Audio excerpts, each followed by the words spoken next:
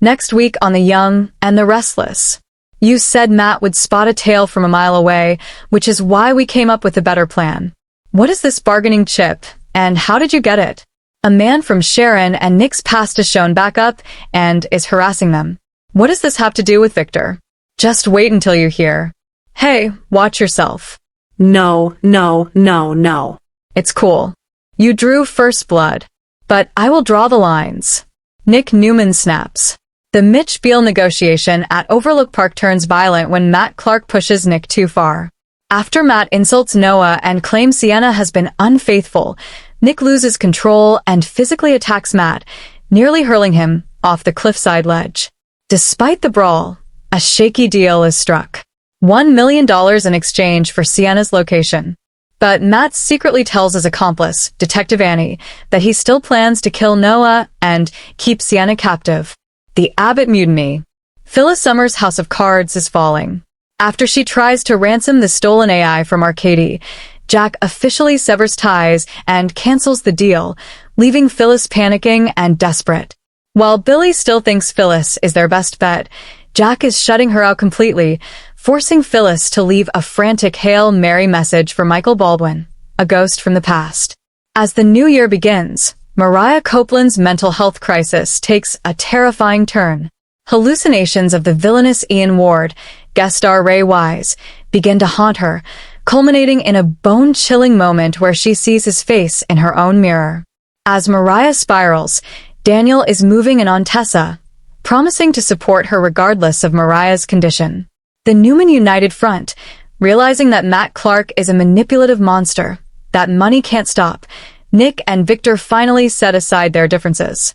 On Friday, January 2nd, the father and son team up to hatch a definitive, lethal plot to eliminate Matt once and for all.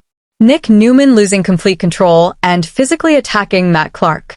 Phyllis Summers watching her entire plan crumble as the Abbotts turn their backs on her. New romantic possibilities emerging and a mental health crisis that's going to leave you absolutely devastated.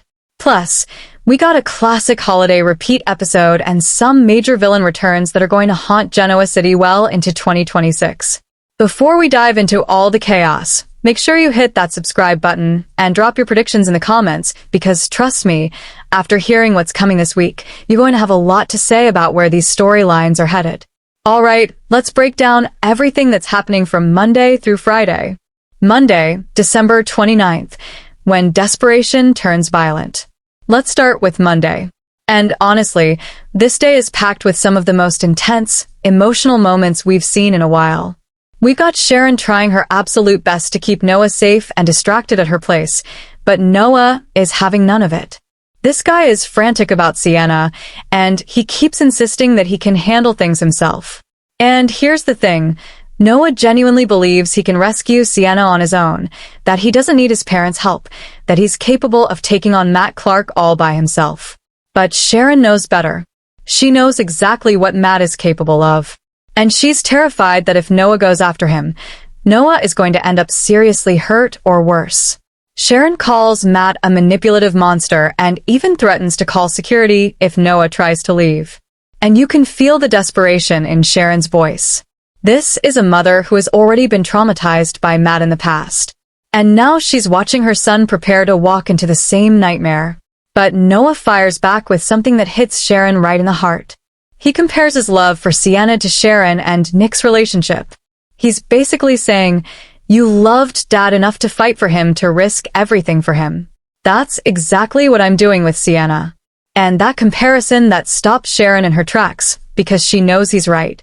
She knows what it's like to love someone so deeply that you do anything to save them. But she also knows that young love can make you reckless, can make you ignore warning signs, and put yourself in danger you don't fully understand. Now, here's where things get complicated. Sharon brings up Ally, Noah's ex-girlfriend, and Noah completely dodges the questions. Turns out Noah hasn't actually broken up with Ally yet, which adds a whole other layer of messiness to this situation. Sharon suspects that Sienna broke up Noah and Ally, but Noah denies it. He insists that his feelings for Sienna are separate from what happened with Ally, but Sharon isn't buying it. And honestly, there's probably some truth to Sharon's suspicions. Relationships don't just end out of nowhere. Something or someone usually triggers that ending. But here's what really matters to Noah right now. He fears Sienna is in danger because of him. He blames himself for getting her involved with his family, for making her a target for Matt's revenge, and that guilt is eating him alive. Noah feels responsible, and when you feel responsible for someone you love, being in danger, sitting around and waiting for someone else to fix it, feels impossible. Sharon tries to offer hope. She says that maybe Matt will accept Nick's deal and everything will work out, but Noah doesn't trust Matt, and honestly, he shouldn't. Sharon herself warns that Matt hates the Newmans and wants revenge, so even she doesn't fully believe that Matt is going to honor any deal Nick makes with him. This whole situation feels like a powder keg about to explode. And spoilers say that explosion is coming very soon. Now, here's where things get absolutely wild. While Noah and Sharon are having this conversation, Nick is meeting Matt at Overlook Park, and this confrontation is going to be one for the history books. Matt threatens Sienna and Noah right to Nick's face.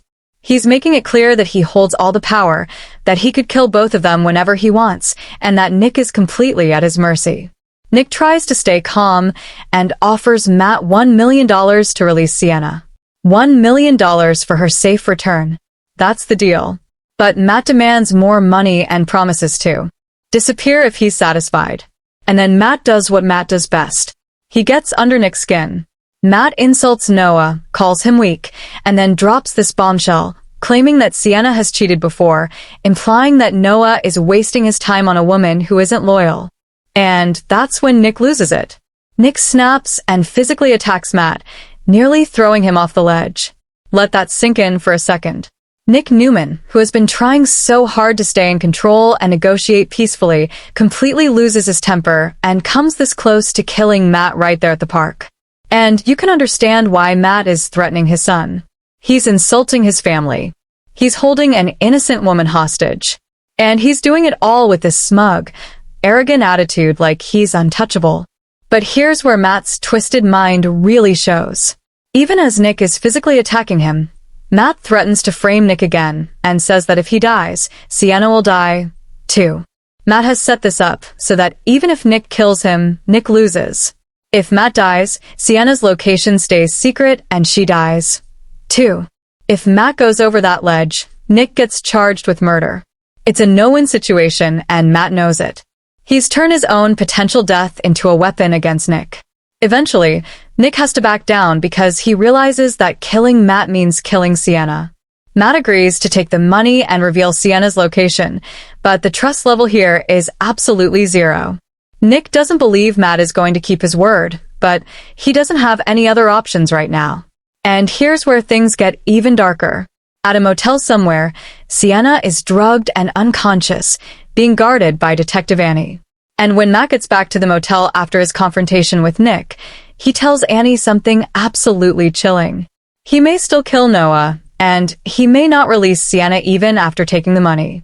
So Matt is taking the ransom, but he's seriously considering killing both Sienna and Noah anyway, just for the satisfaction of destroying the Newman family. Nick returns to Sharon's place and tells Sharon and Noah that Sienna is alive and a plan is underway. But Noah can see the fear in his father's eyes. Noah knows that this plan is fragile, that Matt could betray them at any moment, and that Sienna's life is hanging by a thread. Now, let's talk about what's happening with Phyllis and the Abbotts on Monday, because this is where we see Phyllis's world start to crumble. Phyllis tells Billy that she wants Marchetti signed over to Summer in exchange for helping with the AI program. And on the surface, that sounds reasonable. Help us get the AI back from Victor, and we'll give her daughter control of this business. But Billy reveals that Jack is pursuing other options and doesn't trust Phyllis. And that's a huge blow to Phyllis because she was counting on this deal working out. Billy suggests that Phyllis should confess to Jack about stealing the AI in the first place. He thinks if Phyllis is honest about her past actions, Jack might be more willing to work with her now.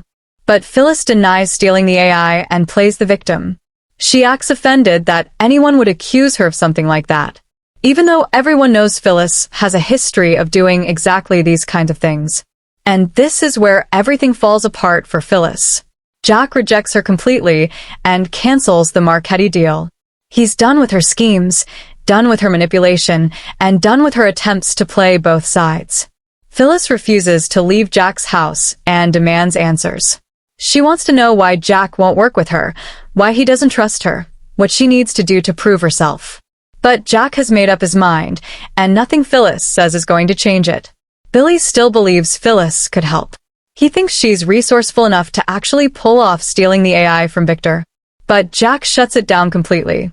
And then Jack questions Billy's motives regarding the AI, suggesting that maybe Billy has his own agenda here that has nothing to do with what's best for the family. As Phyllis leaves Jack's house, spoilers say she's in full panic mode. She leaves Michael a message, and you can hear the desperation in her voice. Her plan is collapsing. The Abbotts have turned against her, and she's running out of options fast. And this is where Phyllis becomes dangerous. When she's backed into a corner, when she's desperate and scared, that's when she makes her most reckless moves. Tuesday, December 30th, secrets, justifications, and new beginnings. Now let's talk about Tuesday because this day is all about secrets being revealed and people standing their ground. Spoilers say that Nikki tells Jack a secret, and this secret is possibly about the AI program.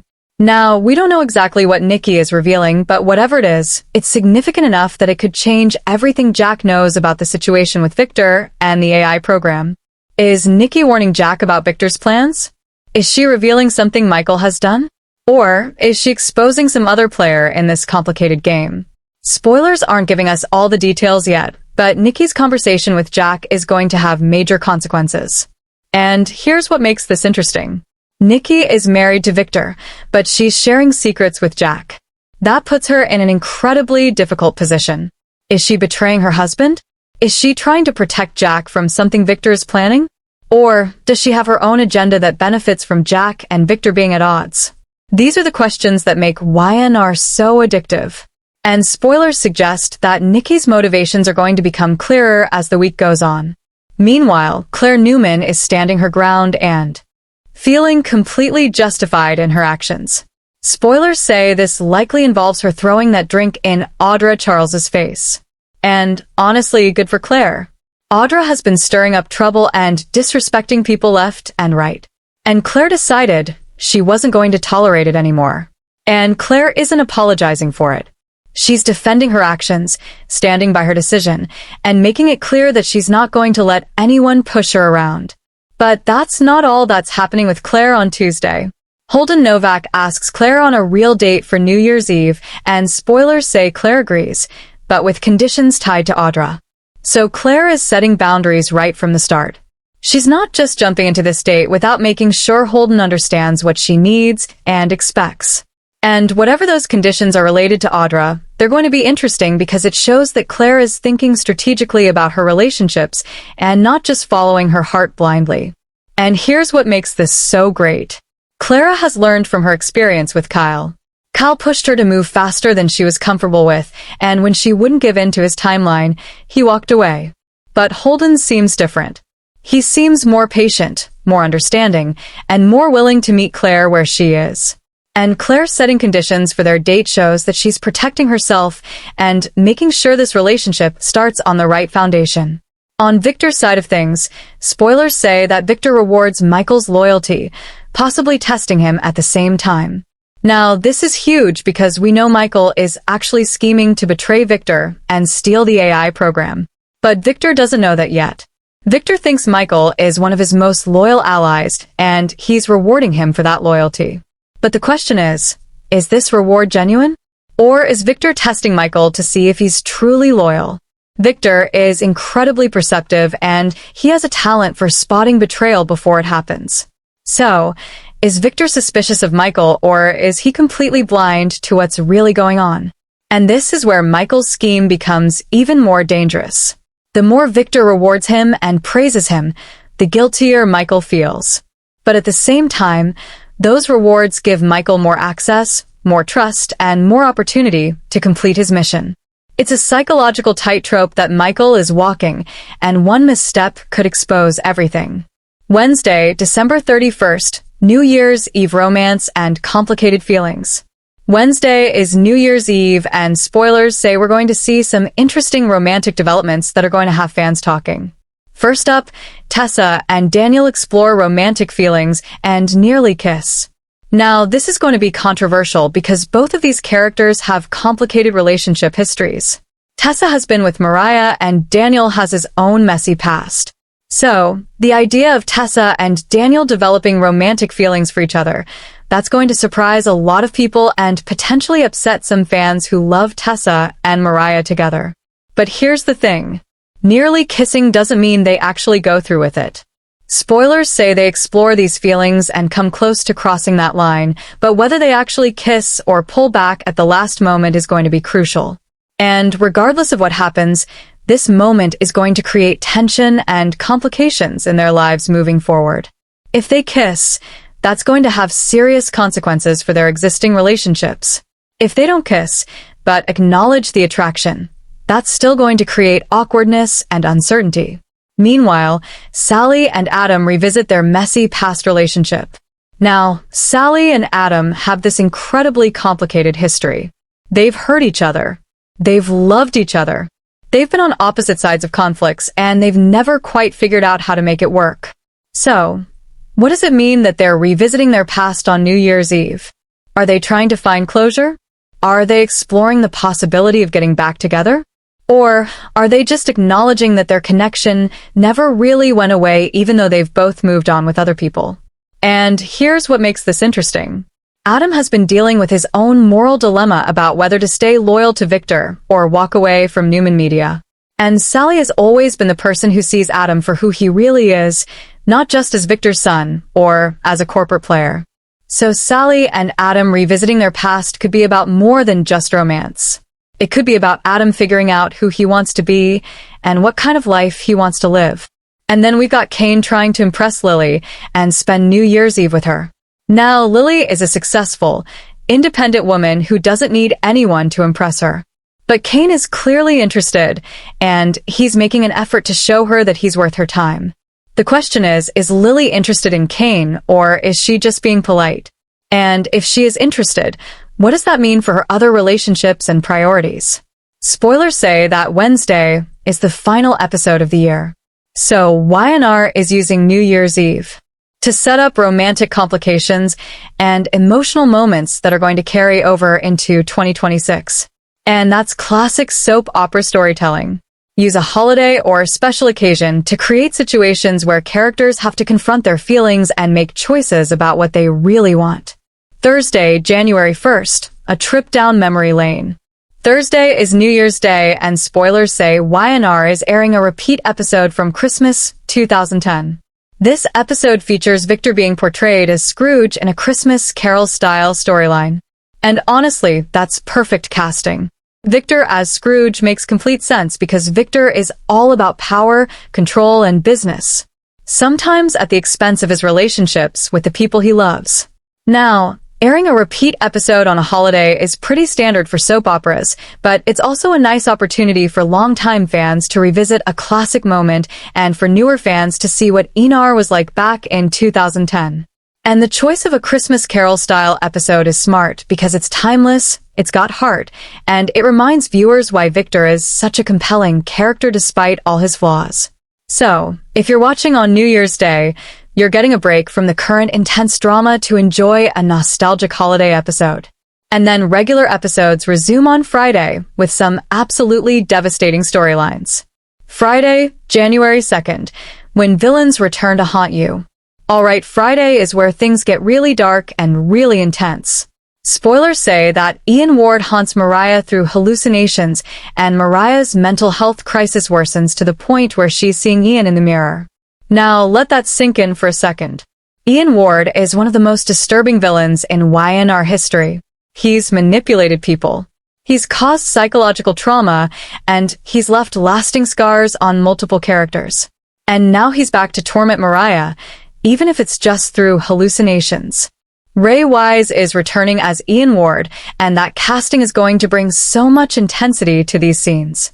Ray Wise has this incredible ability to play characters who are charming and terrifying at the same time. And Ian Ward is one of his most memorable roles. So, the fact that he's coming back, even if just as a hallucination in Mariah's mind, is going to be incredibly unsettling for fans who remember what Ian did in the past. But here's what makes this storyline so heartbreaking. Mariah is experiencing a serious mental health crisis. She's not just stressed or upset. She's having hallucinations. She's seeing someone who isn't really there. And that suggests something much deeper and more concerning is going on with her mental state. And spoilers say her mental health crisis worsens, which means things are going to get worse before they get better. Daniel promises to support Tessa no matter what happens with Mariah.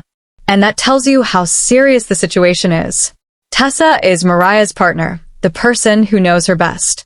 And if Tessa needs support from Daniel to get through whatever is happening with Mariah, then Mariah must be in really bad shape. This isn't just a rough patch. This is a full-blown crisis that's going to require professional help, family support, and a lot of patience and understanding. And here's what makes this so devastating. Mental health crises don't have quick fixes. Mariah isn't going to wake up one day and suddenly be fine. She's going to need therapy, possibly medication, definitely support from the people who love her. And the Ian Ward hallucinations suggest that Mariah is dealing with trauma that she never fully processed. Trauma that's now manifesting in this terrifying way. Now, let's talk about Nick and Victor because spoilers say they plot together to stop Matt once and for all. And this is huge. Nick and Victor don't always see eye to eye, and they've had their share of conflicts over the years. But when it comes to protecting the family from a serious threat like Matt Clark, they're willing to put aside their differences and work together. And that partnership is going to be formidable because Nick has the direct connection to Matt through the ransom negotiation. And Victor has the resources, the connections, and the ruthlessness to actually take Matt down. But here's the question. What exactly are they plotting? Are they setting a trap for Matt when he comes to collect the ransom money? Are they working with law enforcement to track him down? Or are they planning something more extreme, something that operates outside the law? Victor has certainly bent or broken rules in the past when it comes to protecting his family. And Nick is desperate enough right now that he might be willing to go along with whatever Victor suggests.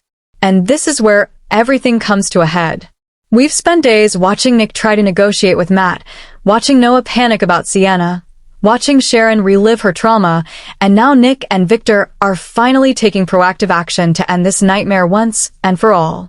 But will their plan work? Or is Matt going to stay one step ahead of them like he has been this entire time? The bigger picture. Chaos, heartbreak, and new beginnings. Alright, so let's pull everything together and talk about what this week is really about. We've got violence and desperation as Nick physically attacks Matt in a moment of complete loss of control. We've got Phyllis watching her carefully constructed plans crumble as the Abbotts turn their backs on her one by one. We've got romantic complications emerging on New Year's Eve as Tessa and Daniel explore feelings. Sally and Adam revisit their past, and Kane tries to win over Lily. We've got Claire setting boundaries and demanding respect in her new relationship with Holden. And we've got absolute devastation as Mariah experiences a serious mental health crisis and hallucinates Ian Ward returning to haunt her. This week has everything action, romance, betrayal, mental health struggles, and family loyalty. And all of these storylines are building towards something bigger. Matt Clark's reign of terror is reaching its climax, and Nick and Victor are finally taking action to end it. Phyllis's desperation is going to lead her to make some reckless choices that could blow up in her face. Mariah's mental health crisis is going to force her loved ones to confront some difficult truths about trauma and recovery, and the romantic complications are going to create new dynamics and new conflicts as we head into 2026. Fan theories and predictions. So, what are fans saying about all of this? Well, there's a lot to unpack. First, fans are absolutely here for Nick losing control and attacking Matt. For weeks now, Nick has been trying to stay calm, trying to negotiate, trying to be strategic. And fans have been sitting there yelling at their screens. Just punch him already. So, when Nick finally snaps and physically attacks Matt, fans are going to be cheering. But there's also concern that Nick's loss of control could have serious consequences. Did anyone see the attack? Could Matt use it against Nick legally? And most importantly, did Nick just make things worse for Sienna by giving Matt another reason to hurt the Newman family? Second, Fans are divided on the Phyllis situation.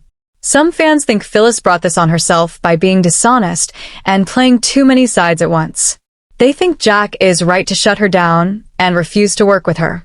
But other fans think the Abbotts are being too harsh and that Phyllis could actually help them if they just give her a chance. And everyone is curious about what Phyllis is going to do next now that she's in full panic mode and the Abbotts have turned against her. Third, fans are really worried about Mariah. The idea of her hallucinating Ian Ward is absolutely terrifying, and fans who remember Ian's storylines know just how disturbing he was as a character. There's a lot of concern about how Y&R is going to handle this mental health storyline.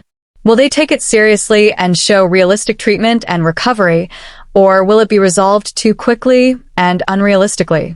Fans are hoping for the former because mental health representation matters, and Mariah's character deserves a storyline that treats her crisis with the depth and seriousness it deserves. Fourth, fans are intrigued by the romantic developments on New Year's Eve. Tessa and Daniel nearly kissing is going to be controversial, and fans are already debating whether this is a good direction for these characters. Some fans are open to seeing where it goes, while others are absolutely against it and want Tessa to stay with Mariah. Sally and Adam revisiting their past is less controversial because fans generally love them together, so there's excitement about the possibility of them reconnecting. And finally, fans are excited about Nick and Victor plotting together to stop Matt.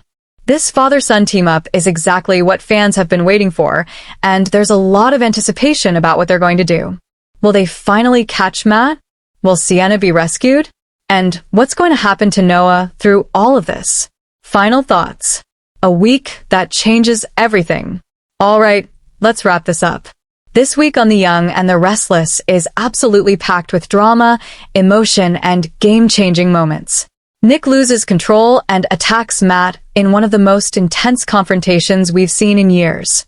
Phyllis watches her world crumble as the Abbotts reject her and her plans fall apart. New romantic possibilities emerge on New Year's Eve, creating complications that are going to carry into 2026. Claire stands her ground and sets boundaries in her relationship with Holden. And Mariah experiences a devastating mental health crisis that's going to require support, treatment, and time to heal. And then we've got Nick and Victor finally taking action against Matt, plotting together to end his reign of terror once and for all. This is the moment we've been building toward, the moment where the Newman stop reacting and start taking control of the situation. So, here's what I want to know from you. Do you think Nick and Victor's plan is going to work, or is Matt going to outsmart them one more time? What do you think is going to happen to Phyllis now that the Abbotts have turned against her? How do you feel about Tessa and Daniel exploring romantic feelings? And what do you think is causing Mariah's hallucinations of Ian Ward? Drop all your predictions in the comments below.